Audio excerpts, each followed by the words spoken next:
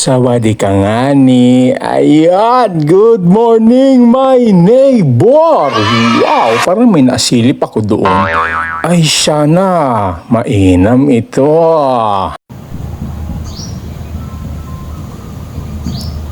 Ulam.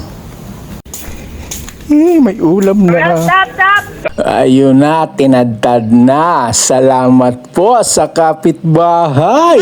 Yan po ay hiningi ko ha. Nagsabi naman ako, ay tumango naman yung puno. Ay di, tinagpas ko na. Ay hindi, ganito yan. Gawa na nasasayang lang naman lahat ng mga ganyan din ay mga inapang uslaan ng ibon.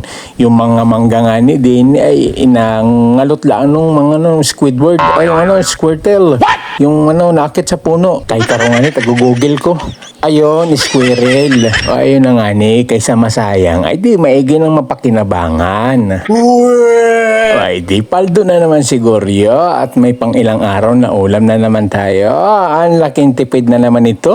May bonus pang bulaklak ng saging. Ay di, pag naghumbay, jackpot na naman. Pero bago magkalimutan, isa mo nang hipakpogi dyan. Ayun, namiss ko yan. Ayun na nga ni, di kita muna ay bantay bata din ni kay Commander Bawang at sobrang sama nga ng pakiramdam. Pero nakapasok naman na. Ay di, aantabayan na natin kung anong lagay. Pero ako din muna at di, maigi nang mabantayan para mas mabilis gumaling. Doktor Yarn! Ay di, nanggapasalamat pa rin kita. At di, si Commander Bawang ay maigi-igit. Nakapasok na. Namiss ko din naman magbunga nga ng ganari. Matagal-tagal din ako hindi nakapag voice over ay. Ay bueno, salamat pa rin sa kapitbahay at nadagdagan na naman ang ating buhay. Wag lang maipabarangay.